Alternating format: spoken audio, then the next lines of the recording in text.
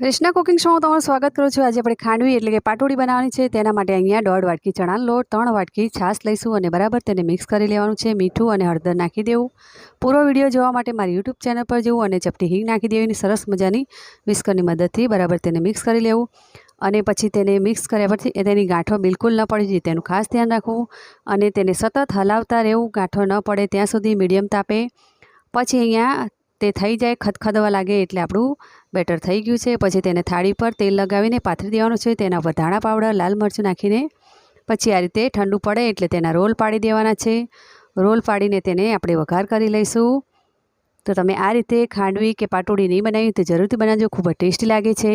તો એક કડાઈમાં તેલ, રાઈ, હિંગ, લીલા મરચાંના કટકા, સફેદ તલ નાખીને સરસ મજાનું મિક્સ કરી લેવાનું છે। પછી પાટોડી ઉપર તેને પાથરી દેવાનું છે। પછી લીલા નારિયેળનું કોપરું છીણેલ નાખવું, લીલા ધાણા નાખવા, ગાર્નિશ